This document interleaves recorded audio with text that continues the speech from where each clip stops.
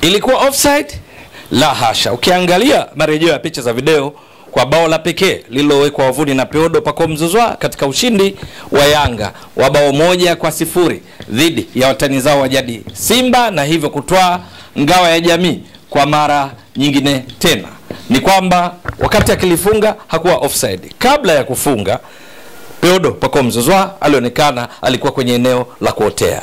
Hata hivyo, baada ya jitihada zilizofanywa na kina Maxi pia Zengeli katika kutaka kufunga, na kisha mabeki wa Simba kureact kwa usahihi, kurejea kwenye maeneo yao kwa ajili ya kuhakikisha mpira uende wavuni, wakishirikiana na kipa wao Musa Pimpin Kamara, matokeo yake Peodo Pacome Zouzoua akawa amefanywa awe katika eneo sahihi na hatimaye akafunga bao hilo. Kwa lugha nyingine, wakati anafunga hakuna utata juu ya offside, kwa sababu kulikuwa na wachezaji kadhaa wa wekundu wa Msimbazi Simba wakiwa mbele yake kuliko yeye. Ukiangalia marejeo ya picha za video hapo ndipo linathibitisha juu ya hilo, na ndio maana mwamuzi msaidizi Kasim Mpanga wala hakuonyesha kibendera kwamba lile halikupaswa kuwa bao katika dakika hiyo ya 54, lakini pia mwamuzi Ahmed Arajiga akaliruhusu kwa sababu Peodo Pacome Zouzoua wakati akipiga mpira kwenda wavuni hakuwa offside. Sheria ya offside ilipaswa kuwa wakati mfungaji ananufaika na mpira husika akiwa amekuwa mbele zaidi ya vyote mpira na walau mtu wa pili wa mwisho wa timu pinzani. Sasa wakati Peodo Pacome Zouzoua akifunga, tazama tena hapo marejeo, hakuwa offside. Ingawa kama ingekuwa mpira wa awali ameupata akiwa katika eneo ambalo alikuwa peke yake, kwa vyovyote vile Kasim Mpanga, mshika kibendera au tuseme mwamuzi msaidizi na mwamuzi wakati Ahmed Arajiga wasingeliruhusu bao hilo. Mwisho wa siku Yanga wakapata ushindi wa bao 1-0 katika bonge la mechi ambalo kocha Romain Folz alikuwa akiongoza Yanga katika mechi yake ya kwanza ya dabi tangu apate ajira katika klabu hiyo ya wananchi, huku akikabiliana na Fadu Davids aliyekuwa akitafuta ushindi wa kwanza katika dabi ya Kariakoo, kwa sababu kabla ya hapo tayari ameshapoteza mechi 3 tangu atue nchini kuanza kuiongoza Simba katika dabi za Kariakoo. Yeye Fadu Davids leo hii ni mechi yake ya 4 mfululizo anafungwa na Yanga, lakini Romain Folz ameanza vyema mechi za dabi ya Kariakoo kwa ushindi wa bao 1-0 katika mechi ambayo mwanzoni mwa kipindi cha kwanza ni Simba ndio waliotawala zaidi, lakini Yanga wakaitwaa katika kipindi cha pili na kupata ushindi huu uliowafanya waanze vyema msimu wa 2025-26 kwa kutoa ngao ya jamii kama walivyofanya msimu wa 2024-25.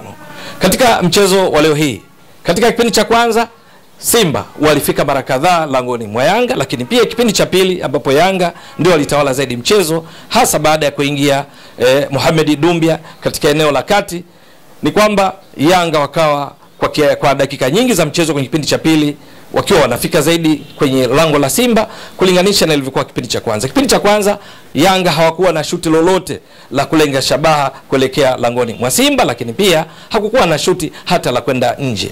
Ni Simba ndio walikuwa wakifika mara nyingi zaidi, na katika mchezo wa leo kwa ujumla ukiachia performance kiwango cha juu alichokionyesha golikipa Djigui Diarra wa Yanga katika kipindi cha kwanza, lakini aliendeleza hivyo pia katika kipindi cha pili na kuisaidia Yanga kupata ushindi huu wa bao 1-0.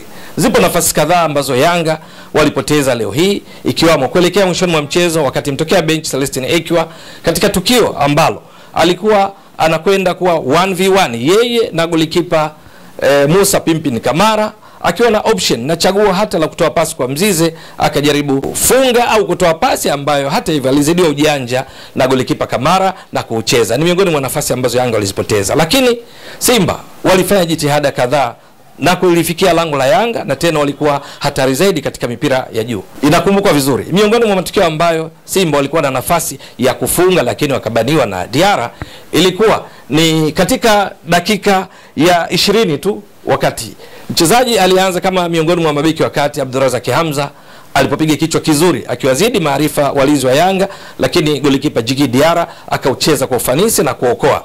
Na sio hilo tu, katika dakika ya 26 Kibu Dennis Prosper akapata fursa ya kuwa yeye na golikipa Djigui Diarra. Jitihada zake za kutaka kufunga ziliishiwa ujanja kwa Djigui Diarra ambaye alicheza mpira huo ambao ilionekana ni nafasi nzuri kwa Simba kufunga, hasa kwa kuzingatia kwamba ndio wao waliokuwa wazuri zaidi katika nyakati hizo. Hiyo haitoshi, katika dakika 39 ikapatikana nafasi nyingine. Safari hii alikuwa ni beki mbili, nahodha wekundu wa Msimbazi Simba kwa sasa Shomari Kapombe, 1v1 akiwa yeye na golikipa Djigui Diarra, baada ya kupata pasi nzuri ya kichwa kutoka kwa Steven Dese Mukwala, lakini Djigui Diarra kwa mara nyingine tena akaibania Simba katika nafasi hiyo.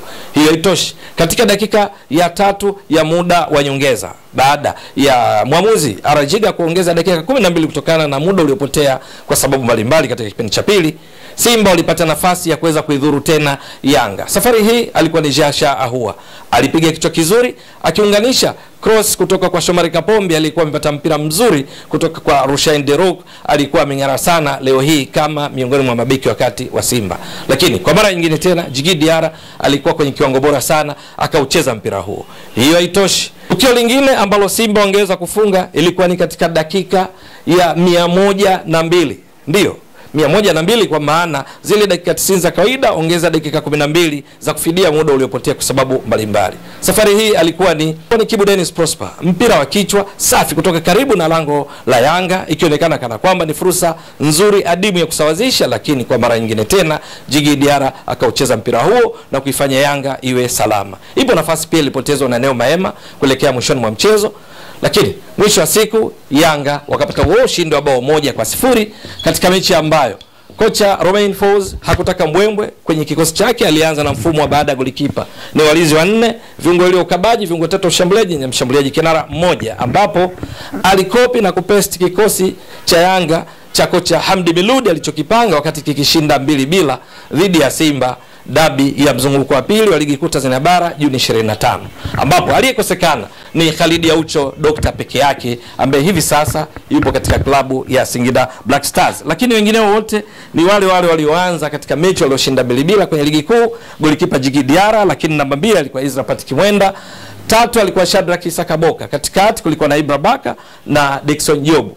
Katikati hapa ndipo Duke Abuya alicheza na Azizi Ndambwile ambaye yeye ni miongoni mwa wale walioonyesha kiwango kizuri sana. Lakini katika viungo 3 ushambuliaji kulikuwa na Peodo Pako Mzuzwa, Mudathi Yaya Bas pamoja na Maxim Pianzengeli, huku mshambuliaji kinara akiwa ni Prince Mpumelelo Dube. Lakini kwa wekundu wa Msimbazi Simba, kocha Falu Davids leo hii aliingia na mfumo wa kuwa na walinzi 4, viungo 4 na washambuliaji 2, lakini wale viungo 4 wakijipanga katika umbile la kisu, tunasema diamond shape, ambapo katika kikosi chake hiki cha Simba golikipa Djigui Diarra, lakini katika mabeki kulikuwa na wachezaji wapya akiwamo Rushain Derok. Upande wa kushoto alianza Nabi Kamara ambaye hata hivyo baadaye alikuja kuhamia eneo la kati kucheza kama kiungo wa ulinzi baada ya kuumia kwa Abdurazaki Hamza, alikuwa ameanza na Rushain Derok. Lakini mbele yao kulikuwa na Alassane Maudo Kante ambaye alikuja kutoka katika kipindi cha pili baada ya kuingia Mohamed Dumbia wa Yanga. Yanga walikamata sana eneo la kati, ndipo mwalimu Fadu Davids akafanya mabadiliko na kufanya eneo hili la kati kuwa kujibu mapigo ya Yanga kwa sababu ya Mohamed Dumbia.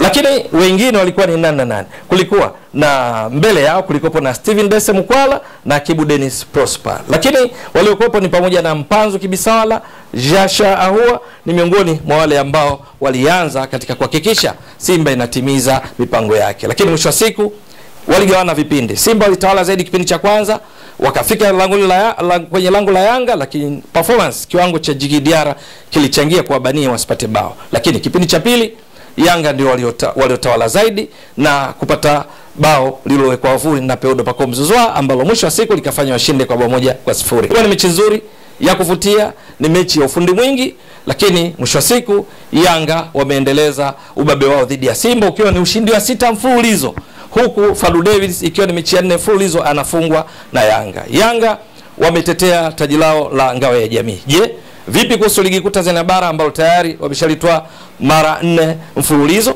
Wekundu wa Msimbazi Simba watakubali pia katika hiyo michuano mingine ligi kuu Tanzania bara, kombe la shirikisho la benki CRDB ambalo pia Yanga walitoa mara 4 mfululizo? Hilo ni swala la kusubiri. Mtazamaji wa Mbwaduke Stats Sport Next Level, endelea kuunga mkono channel hii kwa kuhakikisha kama una subscribe, una share, una like na kucomment. Mwasilishaji wako ni mimi Ramadhani Mbwaduke almaarufu kama Mzee wa Data. Shukran jazilan. Bye bye.